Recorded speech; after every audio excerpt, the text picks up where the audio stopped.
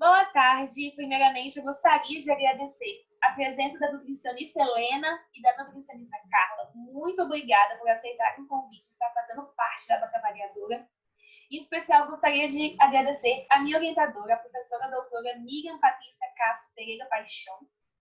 O meu nome é Amanda Cristina da Silva Passos, sou estudante do 8º período de nutrição no Centro Universitário Salesiano e o tema da minha pesquisa é a promoção do comportamento nutricional sustentável através da gamificação do controle de peso. Inicio agora a defesa do meu trabalho de conclusão de curso.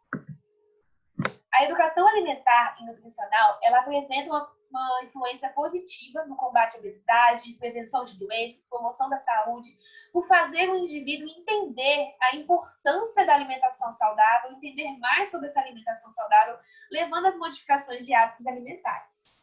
De acordo com dados do Vigitel, 57,7% da população se encontra em sobrepeso e 19,8% em obesidade grau 1. Em paralelo a isso, um estudo feito por Bierman identificou que 51,2% das calorias ingeridas por adultos são provenientes de alimentos ultraprocessados, o que leva a essa condição de sobrepeso e obesidade. A obesidade está fortemente ligada ao comportamento alimentar. Ela é uma doença crônica que afeta adversamente a saúde, qualidade de vida e, como consequência, gera custos para a sociedade e para o governo. E um dos fatores para que não ocorra a mudança de comportamento alimentar de forma voluntária por parte do indivíduo é ele acreditar que não há necessidade na modificação dos hábitos alimentares. Isso dificulta o sucesso das intervenções nutricionais. Porém, o engajamento e a motivação que nós conseguimos conquistar através da gamificação muda esse quadro. A partir do momento que a gente pode criar uma abordagem com estratégias que sejam mais perto, mais condizentes com a realidade daquele indivíduo. Mas o que é gamificação?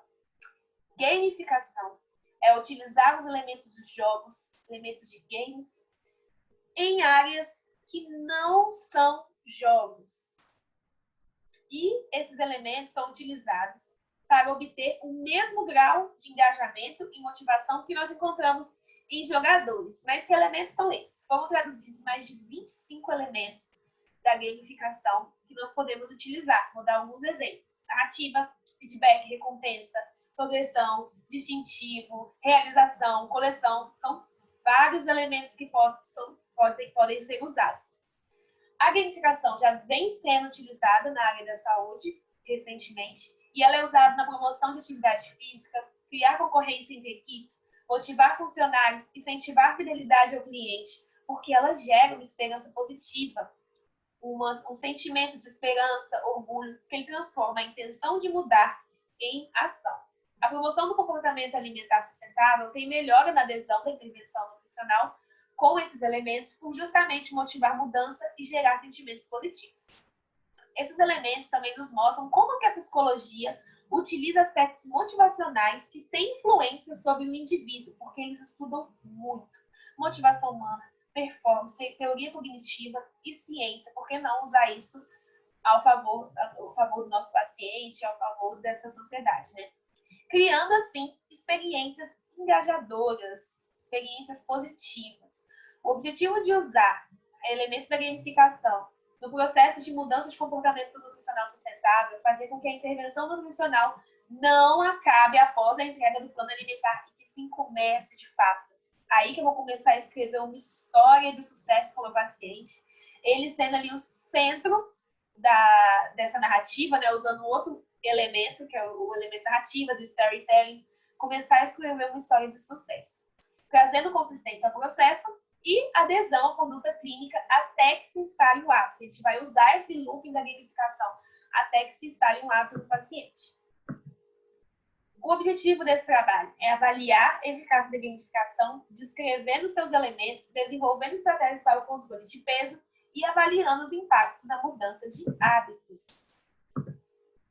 O tipo de pesquisa foi de natureza aplicada, com abordagem exploratória e descritiva, uma análise qual e quantitativa, e a pesquisa foi do tipo experimental.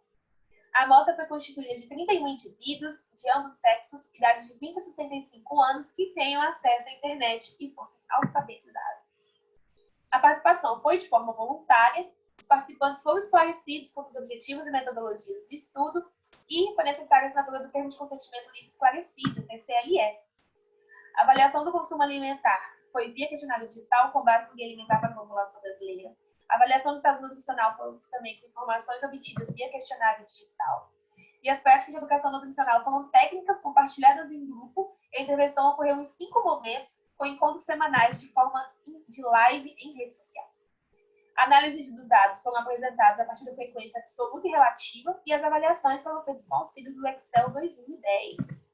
Para complementar esses dados de avaliação do estado nutricional, foi calculada a partir das informações de peso e altura e classificado de acordo com o ponto de corte da tabela 1. Em relação às lives, as missões dadas nas lives, na primeira semana nós usamos um elemento distintivo para trabalhar o hábito de planejar a alimentação. Na segunda semana, o consumo de ultraprocessados foi utilizado os elementos de progressão e desafio. Na terceira semana, para aumentar a ingestão hídrica, foram utilizados elementos de realização e coleção. Na quarta semana, trabalhando os hábitos saudáveis, foram utilizados elementos de sorte e recompensa.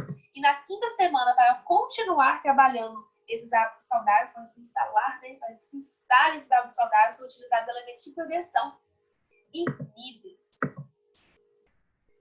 Desses 31 participantes, a idade média deles era 35 anos. 6,5% da amostra era constituída por homens e 93,5% por mulheres, corroborando com o estudo de Leão, onde a prevalência de mulheres que procuravam tratamento nutricional para perda de peso foi predominante, demonstrando que as mulheres têm mais preocupação com a saúde estética do que os homens. Em relação ao índice de massa corporal, 40,6% se encontra em condição de sobrepeso, 28,74% em obesidade grau 1. A dificuldade no controle de peso da população citada está relacionada com seus hábitos de vida.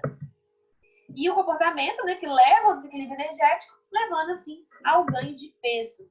Em relação aos estágios de mudança de hábitos, apesar de 64,5% dos participantes afirmarem que conseguiam entender a relação entre gamificação e nutrição, há uma escassez de estudo, o que dificulta a discussão dos resultados de estudos relacionados à gamificação e nutrição. 35,5% tem intenção de mudança no próximo mês, 22,6% classificaram sua intenção de mudar em 9%, e demonstrando assim, interesse e preocupação por parte dos participantes. 61,3% deles já consumiam frutas, verduras no seu dia a dia, porém compradas em supermercado. E essas hortaliças, frutas, quando compradas em feiras, elas têm maior aporte de fibras, vitaminas, minerais, por serem alimentos da época. Em relação ao consumo de refeições, apenas o almoço, que 100% da amostra consumiam, e 72,4% café da manhã, 17,2% o lanche da manhã, o lanche da tarde, 75,9%, jantar, 89,2% e 24,1% a ceia, o lanchinho da noite. E o consumo de refeições no total também está ligado ao comportamento alimentar. E as técnicas utilizadas com a gamificação foram refletidas nessa mudança e houve o aumento do consumo de alimentos in natura e minimamente processados e também dessas refeições. Em relação aos hábitos saudáveis, 34,5% consomem uma porção de fruta, 38,7% consomem 3 ou menos colheres de verduras e legumes, 35,5% consomem 2 colheres de alimentos fonte de carboidrato, como arroz, cereais, tubérculos, 41,4% consomem 8 copos ou mais de água por dia. O Guia Alimentar para a População Brasileira recomenda o consumo de frutas, verduras e legumes para essa manutenção da saúde e proteção. Os assuntos abordados nos encontros das missões gamificadas aumentaram esse consumo ao longo da semana. A prática de atividade física, que também está ligada a esse comportamento mais saudável, a prática de atividade física colabora com a manutenção da saúde, com o controle de peso, e 27,6% não praticavam, 36,5% praticavam e 37,9% praticavam apenas de 2 a 4 vezes por semana. Em relação à leitura de rótulo, apenas 37,9% afirmaram que liam algumas vezes.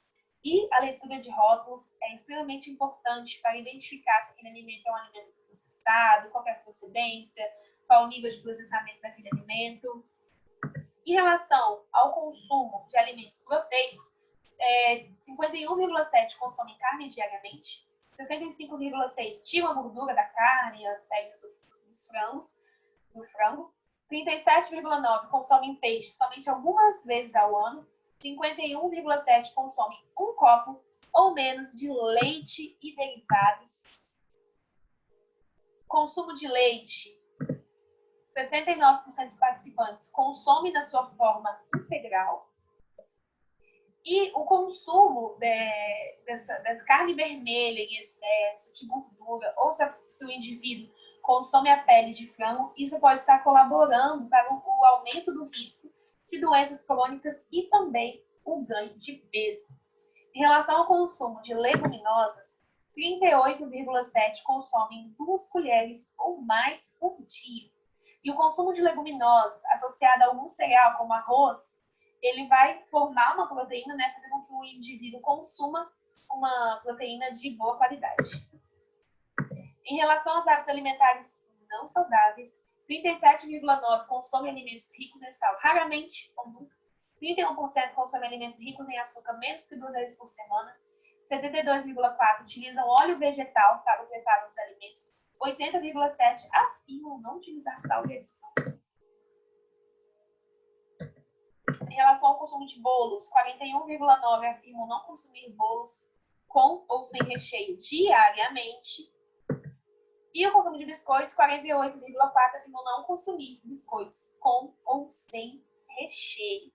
E o consumo de açúcar, óleos, sal em excesso também contribui para o aumento do peso, né? E é recomendado usar esses ingredientes em poucas quantidades, que eles são ricos em calorias e podem estar levando aí ao aumento de peso. As lives que foram executadas, a live 1, primeira semana, a gente discutiu qual é a diferença entre dieta e plano alimentar. Por que eu não tenho que ter o pensamento de dieta e sim um plano alimentar?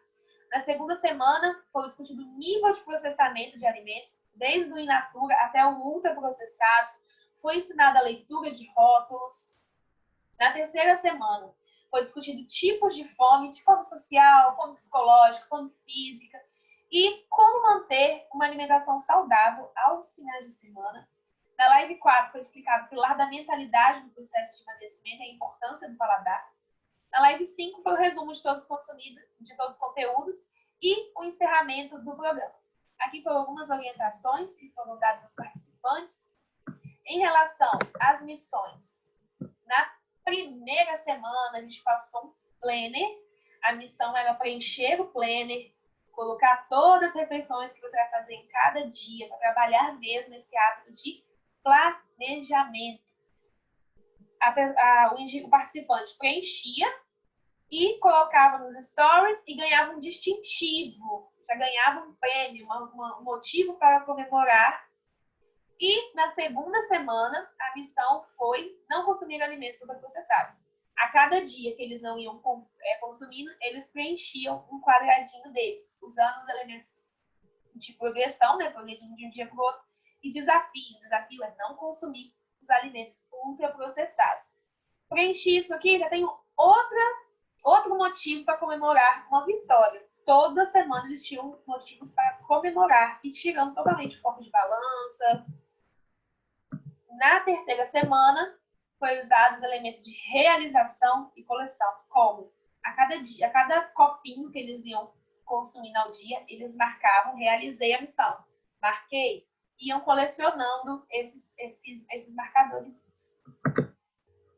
Na quarta semana, foi utilizado o elemento da sorte para trazer aquele sentimento de aleatoriedade, de mistério. O que será que eu vou ter que fazer amanhã? Já estou curioso. Muitas pessoas tiveram o sentimento. O que eu vou fazer amanhã? Estou curiosa. O que eu queria ficar fazendo.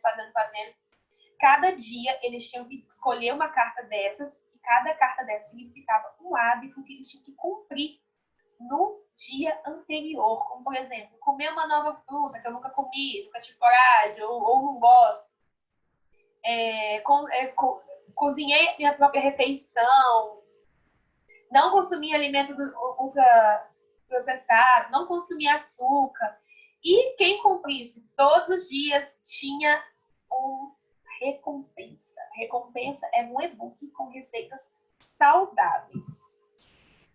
E na quinta semana, para afirmar, consolidar esses hábitos saudáveis, era um quadro em que cada dia que eles cumprissem algum desses hábitos, dormir bem, praticar atividade física, fiz minha leitura, consumi frutas, verduras, legumes, bati minha meta de consumo de água, experimentei algum alimento novo, preparei alguma refeição, fiz minhas refeições de família, evitei doce, evitei alimentos pesados, eles iam preenchendo para assim fechar esse nível, como se o programa fosse o primeiro nível. Então, usamos os elementos de progressão e níveis. E os depoimentos dos participantes. O primeiro participante afirmou que aprendeu muita coisa que faz parte do seu dia a dia, foi mais que uma experiência. O segundo participante afirmou que o tipo de abordagem fez tudo fluir naturalmente e saiu suas dificuldades e o fato de estar desconectado com a comida. O terceiro participante afirmou que o programa me estimulou muito, pois percebi que posso comer de tudo com moderação e não precisava fazer dietas restritivas para alcançar o meu objetivo. Além disso, os desafios semanais ajudaram a estimular a execução de mudança de hábitos. O quarto participante me ajudou muito a ter missões para cumprir. Estou indo para a cozinha com mais empolgação, a alimentação saudável tem melhorado o funcionamento do meu intestino, deixei de usar temperos artificiais e não faço mais uso de frituras todos os dias. Agora tenho salada em casa e estou mais motivada a me cuidar. As missões propostas também ficaram disponíveis online para facilitar o acesso dos participantes durante todo o período das 5 semanas e estão lá disponíveis até hoje, se eles quiserem repetir alguma missão. As missões gamificadas utilizando metas foram capazes de trazer melhoria dos hábitos trabalhados. Em relação às avaliações das práticas de educação nutricional utilizando a gamificação, verificou-se grande satisfação dos participantes, tendo em vista esses depoimentos realizados. Além disso, destacou-se a importância das missões relacionadas à educação nutricional para a mudança de hábitos. Este estudo aponta que as orientações nutricionais utilizando a abordagem gamificada são eficazes e importantes. Houve adesão à reeducação alimentar e reconhecimento dos benefícios da mudança, como a adoção de hábitos para o controle de peso. Os participantes ficaram agradecidos com a oportunidade de obter informações e reconheceram a importância de ter conhecimento básico sobre nutrição para a melhora da qualidade de vida. Corroborando com o estudo de Silva, que ele realizou um estudo de intervenção nutricional em forma de oficinas. Os participantes reconheceram a necessidade de manter uma alimentação saudável como medida de manutenção à saúde. Concluindo, os voluntários desse estudo mostraram inadequações nutricionais que possuem uma relação com a sua condição de sobrepeso e obesidade, demonstrado por alguns deles. Observou-se que a gamificação conseguiu promover mudança no comportamento alimentar, que pode ser uma estratégia nutricional para estimular práticas alimentares saudáveis. Contudo, sugere-se que outros estudos avaliando por maior período a sustentabilidade das mudanças promovidas a partir da utilização dessa técnica para a educação nutricional. Referências utilizadas.